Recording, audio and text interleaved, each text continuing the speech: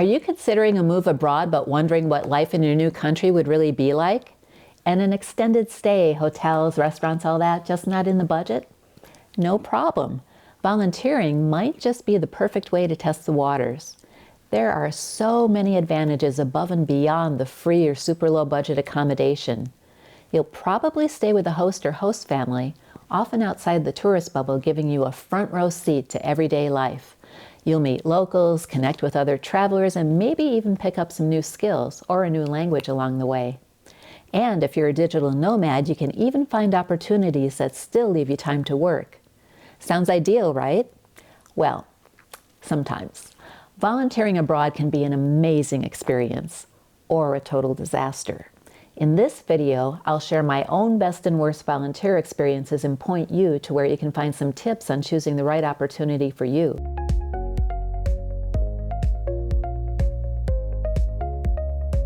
Hi, I'm Basha, and I spent 20 years living outside my home country.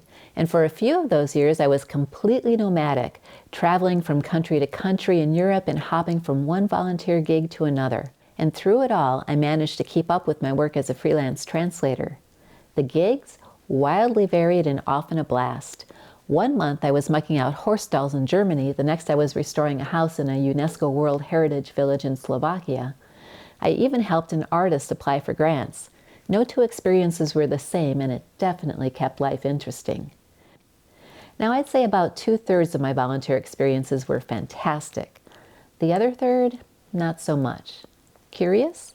Let's get into my best and worst volunteering experiences. It was actually kind of a challenge to choose my best volunteer experience because, to be quite honest, most of them were pretty positive, but I finally settled on this one mostly because of the host's spirit of hospitality and collaboration. And let me tell you something, above and beyond the kind of work you're going to be doing or the accommodations you're going to be staying in, the host's attitude can make or break your experience. This guy lived in a big house in a small town in Germany, and his attitude was basically the more the merrier. So when I contacted him last minute to see if he'd be willing to host me between cat sits, we had a brief Skype interview and I was in. And then when the start date for my cat sit got postponed, I asked him if I could extend my stay a little bit, and his answer was yes! And I was just so thrilled. I felt so welcome. And his motivation for opening up his house to volunteers was basically that he had some dietary restrictions that were pretty severe, to the point where his family, his parents and brother who lived in the adjoining house, didn't even want to share meals with him anymore because of all the things he couldn't eat. Kind of understand what that's like because I've got some pretty severe restrictions myself. So his main motivation was really just to have people to share a meal with. And meal times were really a lot of fun there. The main activity at this workaway was picking apples. And while most of the volunteers would be out picking apples, one or two other volunteers would stay behind and prepare the meal. And of course, we had volunteers from all over the world, Mexico, Japan, the Netherlands, the United States, everywhere. And so the meals reflected the nationality of the people that were preparing it. So we had a real variety and just a lot of fun. And so, like I said, the main activity was apple picking, and that was actually a lot more interesting than it sounds. I always kind of had this idea of what it would be like, that, you know, you'd climb up a ladder and be picking apples and putting them in a basket. It wasn't anything like that. What they did, and this guy didn't even have his own apple orchard, and he didn't really have an apple business per se, but what he would do is he would go around to neighboring houses where somebody would have an apple tree or a bunch of apple trees, and he'd offer to clean the apples up for them because if they weren't collecting them, it was really kind of a nuisance. So it was kind of a mutually beneficial situation. And what they would do would be they'd take this big pole that had a kind of a snare on the end of it, and they would hook it onto a branch of the tree and shake all the apples out of it. And those of us who were collecting, we'd get down on our hands and knees and gather up the apples really quickly. And we managed to fill a truckload in a morning, so that was pretty good. But you really had to work fast. And then, this is really interesting, we'd take it to this little, kind of like a mini factory where they made the apples into apple cider. And so First we'd unload the truck and put the apples into the chute. That's me. You can see me from the back end there. And then we'd go inside, and the guys in there would take the apples and press all the juice out of them. And then they'd end up with this slab of dry apple pulp, which would be fed to the pigs. So there was absolutely no waste whatsoever.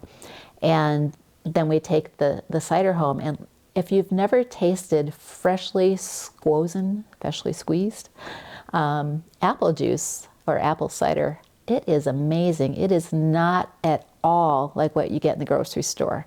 I mean, you wouldn't even know you were drinking the same thing. So that was really one of the perks of working there too.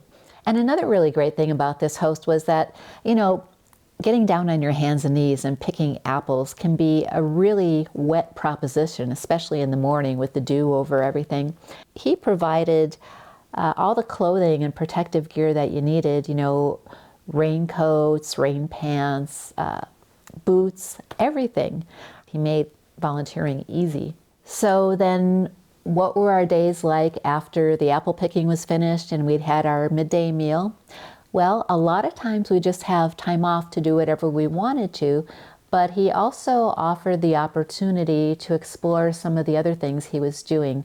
I spent some time weeding in the garden and taking care of the hens, but this host was a master stonemason, and he made the most incredibly beautifully designed, highly polished stone signs for businesses. And he offered the ability, if somebody wanted to learn how to do that, to do so. And there was one guy who took him up on it. He also, in his house, had a lot of alternative energy. I think he used solar and wind, and he had some kind of alternative plumbing thing going on there. And all this was on offer for volunteers who were interested, and he just wanted to share his lifestyle and help people learn as much as they could. So in addition to the ability to learn about all these wonderful things that I wouldn't have had the opportunity to learn about otherwise, one of the real advantages of this kind of volunteering is the connections that you make, both with the hosts and the other volunteers. So all in all, this was one host who really got it right. And considering that this was my very first workaway experience, I was really lucky. I really hope that your first volunteer experience is as positive as mine was. Now, unlike the best volunteer experience, it wasn't hard for me at all to decide on the worst volunteer experience. Not only was this one unpleasant, not only was it exploitative, but it was dangerous.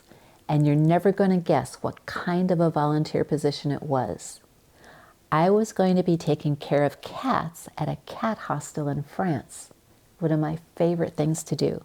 So when I started looking into this workaway, the prognosis was actually pretty good. There was excellent communication from the hostess. She was asking for a 3-month commitment, which was quite a bit longer than what I usually did. So I let her know that I had a commitment in London 1 weekend out of every month. And I let her know that I was going to be working during my free time, so I needed a good, reliable Wi-Fi connection. And she was perfectly okay with all of that. She even wrote to me a few times before I arrived, just saying, I'm really looking forward to you coming here. I know we're going to get along great. And everything sounded wonderful. But when I arrived and she picked me up at the train station, I noticed that I didn't feel very comfortable with her. There was something that just was not quite right. And I arrived in the evening, so the first thing we did was have dinner with her and all the other volunteers that were there. There were quite a few of them. It was very, very tense. There was not a lot of conversation, and I just felt extremely uncomfortable. And so after dinner, when I was walking over to the building I was going to be sleeping in with one of the other volunteers, I asked her, is it just me or were things kind of tense? And she said, no, it's not just you. She gets that way quite often, as a matter of fact. And then this particular volunteer was just coincidentally going to be leaving the very next day. So I was like, great, the one person I connected with, and she's gone already. But I thought, oh, well, maybe it's not going to be that bad. And so the next morning, because I'd been told that the workday started at 9 a.m., and so I got up early, about 7:30, and I wanted to get some work done. And now the building I was staying in didn't have any Wi-Fi at all. volunteers were kind of scattered among different buildings on the property, and the only building that had internet was the main house that the host lived in. But the house was generally open so that volunteers could go in and get food and whatever they needed to do there.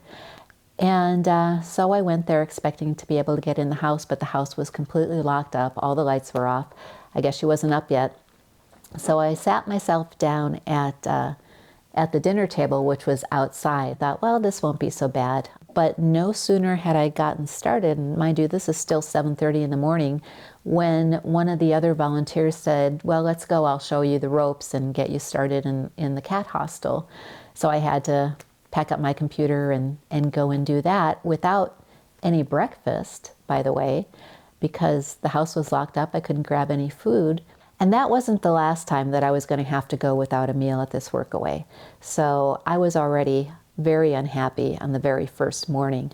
And another thing that was really problematic about this workaway was that the host was running 4 for-profit businesses using volunteers as a labor force. So she was running the cat hostel, she was breeding Egyptian Mau cats, and she was running a wedding venue and an Airbnb. And all of the work was done by volunteers, and she wasn't actually doing any of the work herself either. So that is not only not cool, but it's illegal. She was using it to circumvent the labor laws, and you just can't do that. This is supposed to be a cultural exchange where you do a few hours of work in exchange for room and board and getting to know the culture and customs of the area that you're staying in. And this was none of that. And so that first day, I worked from 7:30 in the morning. I can't remember if I even had time to eat lunch that day or not, and finished up maybe about 7 o'clock at night. So it was a long day, and I was exhausted, and I could see that I was not going to get much time to get my work done, which was totally the opposite of what she had told me when I arranged to stay. And the description of the work expected for working in the cat hostel, which was what I had signed up for, was that you would do cleaning, like cleaning out cat litters and sterilizing or disinfecting the places where the cats were staying, and also spending time petting the cats, playing with them, and basically keeping them company. Well, the hostel was so big and there were so many cats staying there, and the amount of work was so great and the amount of volunteers doing it so low that there really wasn't enough time to spend with the cats, and they weren't getting enough attention. And I felt really bad about that, and I often spent my off time hanging out with the cats just so they wouldn't have to be so lonely. And in addition to that, I mentioned that she was breeding Egyptian Maus, and she got a little greedy and she started inbreeding. And so the consequence of that was she had a lot of kittens that had an infectious skin disease. And at first she had them sequestered in a room upstairs in her private house, and only one of the volunteers was allowed to go in there, and she had to bathe these kittens every single day with some sort of medicated disinfectant. And it was really apparently quite a job. And so that's where she was the one who showed me the ropes in the hostel, and that's where she was spending most of her time. And then later in the afternoon, she'd come and help out a little bit. So basically, I was the one taking care of the cat hostel, and I think there were more than 30 of those separate little houses, and mostly full at all times. So it was really a lot of work. And I don't mind cleaning out cat litters and all that kind of stuff. In fact, I kind of like it. I know I'm weird, but it was just too much. And the conditions were not right for the cats. And then later on, she actually brought some of those diseased kittens into the hostel and let them stay in one of the cages. So the cats that were staying there, as guests, were at risk of catching this disease. So that was another thing that I really didn't like. And another thing was, since I was the one who was feeding all the cats, I had to let her know when we were running low on feed that was all kept in this little storage shed. And we were starting to run low. And I would let her know every day, every other day, we're running low, we're running low. Finally, I'm like, we're out of cat food. And she just went hysterical. Why didn't you tell me? And I'm like, I did. I've been telling you every day for the past 2 weeks. Those were just minor annoyances, semi-minor annoyances. But she was also leaving volunteers unprepared because, like I said, she wasn't really doing the work herself. There were people working in the cat hostel. After I was there for a while, there were some new volunteers who arrived. So there were those of us who were working in the cat hostel. There were people doing gardening and lawn work and cleaning up the wedding venue and the Airbnb and changing sheets and doing laundry and all that kind of stuff. I did notice that the people who were not working in the cat hostel seemed to be a lot happier with their lot there, and they had a lot more free time. But she was leaving volunteers there unprepared. So while she was off getting her hair done and her nails done, the volunteers were there, and if anything came up that was unexpected that they didn't know how to deal with, and they couldn't get a hold of her by phone, which was often the case, they were really up a creek. One other time, she apparently took all the other volunteers to town to go shopping or something like that, and I didn't know about it. And so at dinner time, I was expecting to see dinner on the table and everybody sitting around, and nobody was there. The house was locked. I couldn't get in touch with her on the phone, and I had no way to get any food. There was no food where I was staying, and the only thing that I could do was there were some fruit trees on the property, some apricot and plum trees, I think.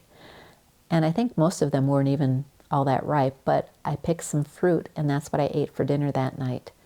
So really not happy about that. One of the other volunteers who had been working there long term told me about this one time.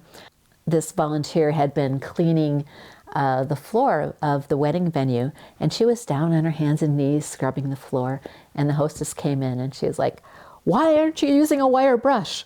And this volunteer always kept her calm, really. She was like, "Okay, where is it?"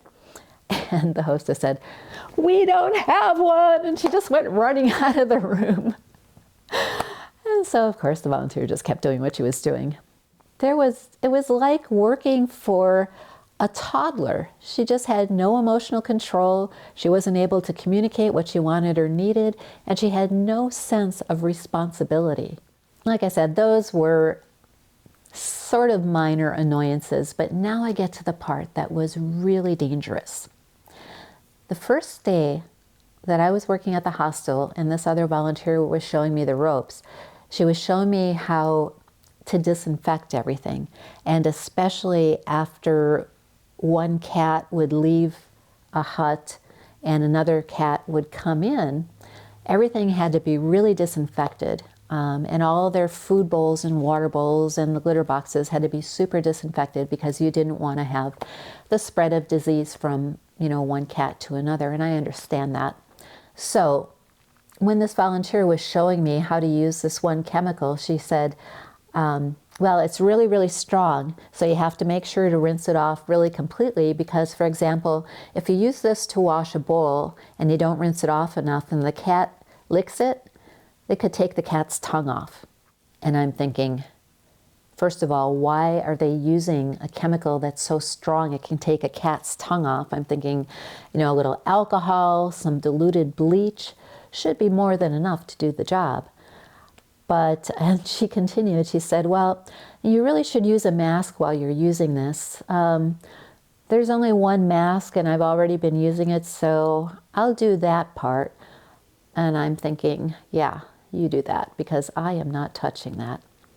And I didn't. In fact, I even would leave the hostel when she was using it. But over time, we got some new volunteers, and a lot of them were quite a bit younger. They were in their early 20s, late 20s or so. And unfortunately, younger volunteers are often pretty susceptible to abuse or exploitation. And in this case, it was really bad.